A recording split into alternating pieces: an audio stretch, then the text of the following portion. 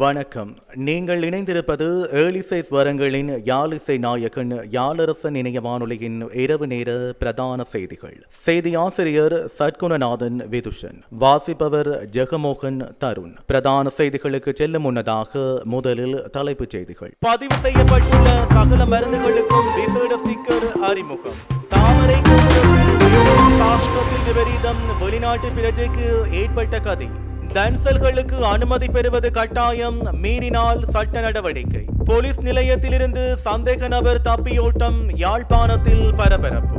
கல்விசாரா ஊழியர்களின் ஆர்ப்பாட்ட பேரணியை கலைக்க நீர்த்தாரை பிரயோகம், கொழும்பில் பதற்றம். நாட்டில் தற்போது 2 ஜனாதிபதிகள் பதவியில், சபையில் எதிர்க்கட்சி சுட்டிக்காட்டு. இலங்கை வந்தார் அமெரிக்க ராஜாங்க உதவி செயலாளர். கூலிப்படையாக இலங்கை ராணுவத்தினர், அரசுக்கும் தொடர்பா மொட்டு எம்பி சபையில் கேள்வி. மன்னார் மாவட்ட சிறுபோக நெற்றிகைக்கான புலவை தெரிவு செய்வதில் அதிகாரிகளின் தனிப்பட்ட பழிவாங்கலை கண்டித்து இன்றைய தினம் காலை மன்னார் மாவட்ட செயலகத்திற்கு முன் கண்டன ஆர்ப்பாட்டம் முன்னெடுக்கப்பட்டுள்ளது. 2024ஆம் ஆண்டுக்கான சிறுபோக செய்கைக்காக நெடுங்கண்டல் புலவை திறந்து தருமாறு கோரி மாந்தை மேற்கு விவசாயிகள் குறித்த போராட்டத்தினை முன்னெடுத்தனர். போராட்டத்தில் ஈடுபட்ட விவசாயிகள் மன்னார் மாவட்ட செயலகத்தின் நுழைவாயிலை முற்றுகையிட்டு பல்வேறு வாசகங்கள் எழுதப்பட்ட பதாதைகளை ஏந்தியவாறு போராட்டத்தில் ஈடுபட்டனர். இதன்போது போராட்டத்தில் ஈடுபட்ட விவசாயிகள் அதிகாரிகளின் தனிப்பட்ட பழிவாங்கல்களுக்கு இடம் கொடுக்காதீர்கள், திறந்துவிடு, நெடுங்கண்டல் புலவை திறந்துவிடு, கொல்லாதே, விவசாயிகளை கொல்லாதே உள்ளிட்ட பல்வேறு வாசகங்கள் எழுதப்பட்ட பதாதைகளை ஏந்தியவாறு போராட்டத்தில் ஈடுபட்டனர். இதேவேளை தமது கோரிக்கை அடங்கிய மகஜர் மன்னார் மாவட்ட மேலதிக அரசாங்க அதிபரிடம் கையளிக்கப்பட்டது. இதன்போது விவசாயிகள் சார்பாக பாராளுமன்ற உறுப்பினர் செல்வம் அடைக்கலநாதன், EPRLF கட்சியின் மாவட்ட அமைப்பாளர் SR குமரேஷ், டெலோ கட்சியின் மாவட்ட அமைப்பாளர் லூஸ்டின் மோகன் ராஜ்,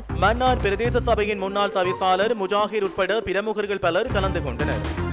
கொழும்பு தாமரை கோபுரத்தில் பேஸ்டம் எனும் சாகச நிகழ்வில் ஈடுபட்ட வெளிநாட்டு பிரஜையொருவர் கீழே விழுந்து காயமடைந்துள்ளார். இந்த சம்பவம் இன்று திங்கட்கிழமை இடம்பெற்றுள்ளது. தாமரை கோபுரத்தில் இருந்து பேஸ்டம் பாய்ச்சலின் போது பாராசூட்டை திறப்பதில் ஏற்பட்ட தாமதத்தினால் இந்த விபத்து ஏற்பட்டுள்ளதாக தெரிவிக்கப்படுகிறது. காயமடைந்தவர் உடனடியாக வைத்தியசாலைக்கு கொண்டு செல்லப்பட்டுள்ளார். காயமடைந்த வெளிநாட்டு பிரஜை அமெரிக்காவை சேர்ந்தவர் என்றும் அவர் தற்போது சிகிச்சை பெற்று வருவதாகவும் வைத்தியசாலை வட்டாரங்கள் தெரிவிக்கின்றன. வெசா காலத்தில் சுகாதார வைத்திய அதிகாரி அலுவலகத்திற்கு உட்பட்ட பொது சுகாதார பரிசோதகரின் எழுத்து மூல அறிவித்தல் மற்றும் அனுமதி பெற்ற பின்னரே தன்சல்களை நடத்துவது கட்டாயமாக்கப்பட்டுள்ளதோடு அவ்வாறு செய்யாதவர்களுக்கு எதிராக சட்டத்தை அமுல்படுத்தவும் தீர்மானிக்கப்பட்டுள்ளது. இதன்படி சுமார் 1800 பொது சுகாதார பரிசோதகர்கள் பங்கு பெற்றும் பொது விழிப்புணர்வு நிகழ்ச்சி திட்டம் அமுல்படுத்தப்படுவதுடன் தன்சல்கள் நடத்தும் போது கடைபிடிக்க வேண்டிய நடவடிக்கைகள் குறித்து உரிய அறிவுறுத்தல்களை வழங்க உள்ளனர். இது தொடர்பில் மேலும் விளக்கம் அளித்த பொது சுகாதார பரிசோதகர் சந்துன் ரத்நாயக்க, தன்சல்கள் நடத்த இடங்களின் தெரிவு, உணவுப் பொருட்கள், உணவு தயாரிக்க பயன்படும் உபகரணங்கள், உணவு சமைக்கும் மக்களின் ஆரோக்கியம், உணவு பரிமாறும் மக்களின் ஆரோக்கியம், தன்சல் நடவடிக்கைகளை நிறைவு செய்தல் போன்றவை உரிய அறிவிப்புகள் வெளியிடப்பட்டு அவை கடைபிடிக்கப்பட்டால் மட்டுமே தன்சல்கள் நடத்த அனுமதி வழங்கப்படும் என அறிவிக்கப்பட்டுள்ளது.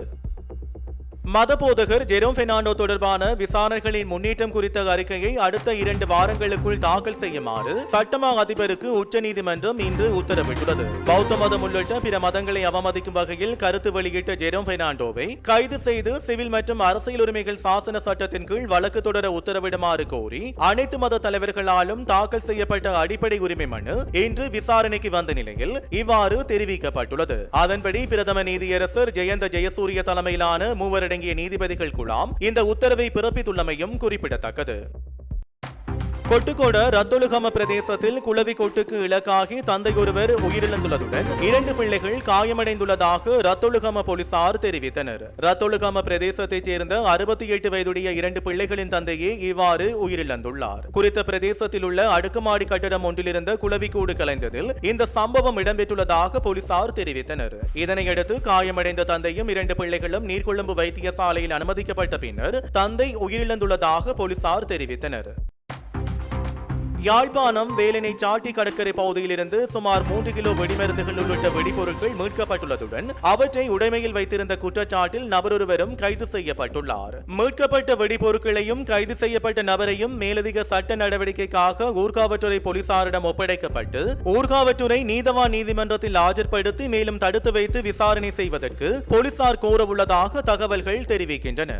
நேற்றைய தினம் போலீஸ் விசேட அதிரடி படையினருக்கு கிடைக்கப்பெற்ற ரகசிய தகவலின் அடிப்படையில் சம்பவ இடத்திற்கு விரைந்த விசேட அதிரடி படையினர் 3 கிலோ 145 கிராம் வெடிமருந்துகள், RPG எரிகணைகள் 8, 60 mm மோட்டார் எரிகணைகள் 12 என்பவற்றையும் மீட்டமை குறிப்பிடத்தக்கது.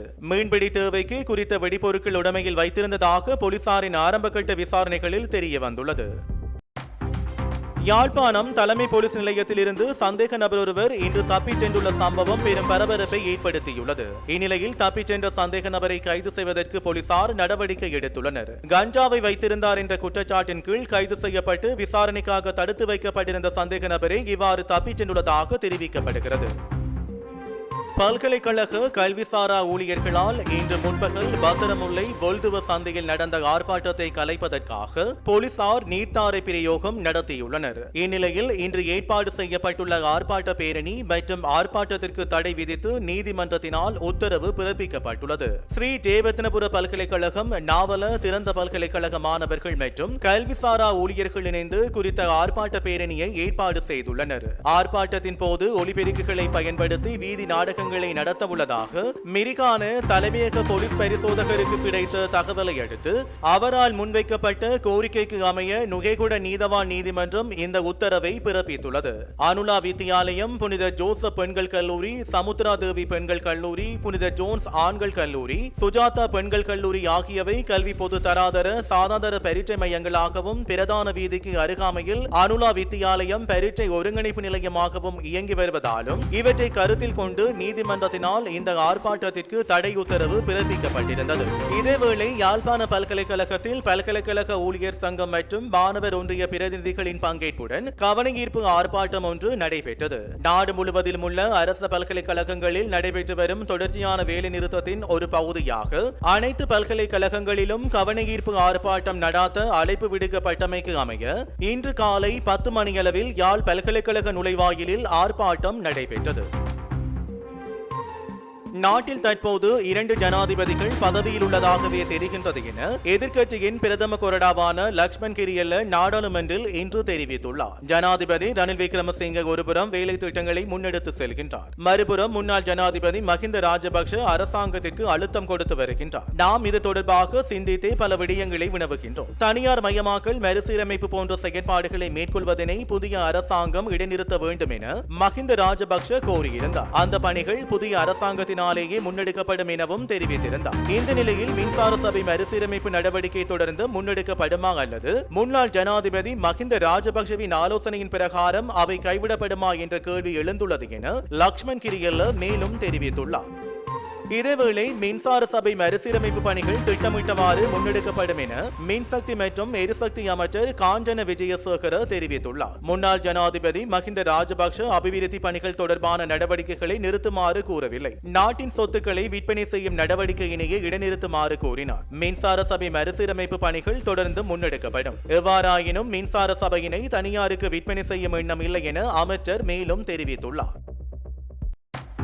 தெற்கு மற்றும் மத்திய ஆசிய விவகாரங்களுக்கான பொறுப்பான அமெரிக்க ராஜாங்க உதவி செயலாளர் டொனால்ட் லூ உத்தியோகபூர்வ விஜயம் ஒன்றை மேற்கொண்டு இன்று இலங்கைக்கு வருகை தந்துள்ளார். அதன்படி இம்மாதம் 10ஆம் தேதி முதல் 15ஆம் தேதி வரையான காலப்பகுதியில் இந்தியா, இலங்கை மற்றும் பங்களாதேஷ் ஆகிய நாடுகளுக்கு உத்தியோகபூர்வ விஜயம் ஒன்றை மேற்கொண்டுள்ள நிலையில் அவர் இன்றைய தினம் இலங்கைக்கு வந்துள்ளார். இதனையடுத்து இன்று காலை இலங்கையை வந்தடைந்துள்ள டொனால்ட் லூ கொழும்பில் உயர்மட்ட அரசியல் தலைமைகள் பலருடனும் சந்திப்புகளை நடத்தவுள்ளார். இதன்போது இரு நாடுகளுக்கும் இடையே நல்லுறவை மேலும் வலுப்படுத்துவது குறித்து அவர் கலந்துரையாடவுள்ளார். இவ்விஜயமானது இந்நாடுகளுடனான அமெரிக்காவின் தொடர்புகளை மேலும் வலுப்படுத்துவதையும் சுதந்திரமானதும் சுபீட்சமானதுமான இந்திய பசிபிக் பிராந்தியத்தை கட்டியெழுப்புவதற்கு அமெரிக்கா வழங்கி வரும் ஆதரவை வெளிப்படுத்துவதையுமே பிரதான நோக்கமாக கொண்டிருக்கின்றது என்றும் குறிப்பிடப்பட்டுள்ளது. யாழ்ப்பாண பல்கலைக்கழக மாணவர் ஒன்றியத்தின் ஏற்பாட்டில் யாழ் பல்கலைக்கழக விஞ்ஞானபீட நுழைவாயிலில் முள்ளிவாய்க்கால் கஞ்சி இன்று விநியோகிக்கப்பட்டது. இதேவேளை இலங்கை தமிழரசு கட்சியின் நாடாளுமன்ற முன்னாள் உறுப்பினர் ஈஸ்வரவாதம் சரபணபவனின் ஏற்பாட்டில் வட்டுக்கோட்டை தொகுதி கிளையினால் முள்ளிவாய்க்கால் கஞ்சி விநியோகமும் முள்ளிவாய்க்கால் நினைவு ஊர்தி பவனியும் இன்று காலை சாவகச்சேரி பேருந்து நிலையத்திற்கு அண்மையில் சிவன் ஆலயத்தில் திருமதி சசிகலா ரவிராஜின் தலைமையில் முன்னெடுக்கப்பட்டது. இதன் பொழுது முள்ளிவாய்க்கால் மண்ணில் உயிர்நீத்தவர்களை நினைவு கூறி பொதுச்சுடரினை முன்னாள் போராளியும் முன்னாள் உப தவிசாளருமான விஜயனால் ஏற்றி வைக்கப்பட்டு தொடர்ச்சியாக ஈகை சுடரேற்றி அகவணக்கம் செலுத்தி மலரஞ்சலியும் செலுத்தப்பட்டது. தொடர்ந்து முள்ளிவாய்க்கால் நினைவு கஞ்சியும் விநியோகிக்கப்பட்டது. இதனைத் தொடர்ந்து தமிழின படுகொலையை அடையாளப்படுத்தும் முள்ளிவாய்க்கால் நினைவு ஊர்தியும் ஆரம்பமானது. ரஷ்ய உக்ரைன் போரில் கூலிப்படையினராக ஓய்வு பெற்ற இலங்கை ராணுவத்தினர் ஈடுபடுத்தப்படும் சம்பவத்துடன் அரசாங்கத்திற்கும் தொடர்பு உள்ளதா என ஸ்ரீலங்கா பொதுஜன பெரமுனவின் நாடாளுமன்ற உறுப்பினர் காமினி வலைபோட இன்று சபையில் கேள்விகளை எழுப்பியிருந்தார். ரஷ்யாவுக்கு சுமார் 600 முதல் 800 பேர் அனுப்பப்பட்டுள்ளதாக தெரிவிக்கப்பட்டுள்ளது. அங்கு பலவந்தமாக இணைத்துக் கொள்ளப்பட்ட பலர் எமக்கு அழைப்பினை ஏற்படுத்தி அவர்களை மீட்குமாறு கோரிக்கை விடுத்து வருகின்றனர். அவர்கள் அங்கு சொல்லனா துயரங்களை அனுபவித்து வருகின்றனர். இந்த விடயம் தொடர்பாக வெளிவிவகார அமைச்சருக்கும் நாம் அறிவித்துள்ளோம். ஆனால் ரஷ்யா உக்ரைன் போரில் கூலிப்படையினராக இணைத்துக் கொள்ளப்பட்ட ஓய்வு பெற்ற இலங்கை ராணுவத்தினர் சட்டவிரோதமாகவே அங்கு சென்றுள்ளதாக கூறுகின்றனர். எனவே இந்த விடயத்தில் தலையிட முடியாது எனவும் தெரிவித்துள்ளனர். இது தொடர்பில் ரஷ்யாவுக்கான முன்னாள் தூதுவர் ஒரு விடயத்தை தெரிவித்திருந்தார். தமக்கு அதிகாரம் வழங்கப்பட்டால் அங்கு சிக்கியுள்ளவர்களை ஒரு நாள் அல்லது ஒரு வாரத்திற்குள் அவர்களை நாட்டிற்கு அழைத்து வருவதாக தெரிவித்திருந்தார். அவ்வாறாயின் இந்த விடயத்துடன் அவருக்கு தொடர்பு உள்ளதா என வினவுகின்றோம் என காமினி வலைபோட மேலும் தெரிவித்துள்ளார். அனுராதபுரம் நகரில் சில மாதங்களில் ஸ்பா என்ற பெயரில் இயங்கும் மசாஜ் மையங்கள் அதிகரித்துள்ளன. மசாஜ் மையங்களின் உரிமையாளர்கள் பாடசாலை மாணவர்களை குறிவைக்க முயற்சிப்பதாக அப்பகுதி மக்கள் குற்றம் சாட்டுகின்றனர். முறையான ஒழுங்குமுறை இல்லாததால் கிராமங்களுக்கு செல்லும் பக்கவாட்டு சாலைகளிலும் இந்த மையங்கள் பராமரிக்கப்படுவதாக கூறப்படுகிறது. இதனை ஒழுங்குபடுத்துவதற்கு முறையான சட்டம் அமுல்படுத்தப்படும் வரை இந்த நிலைமை மேலும் அதிகரிக்கலாம் என பிரதேசவாசிகள் மேலும் தெரிவிக்கின்றனர்.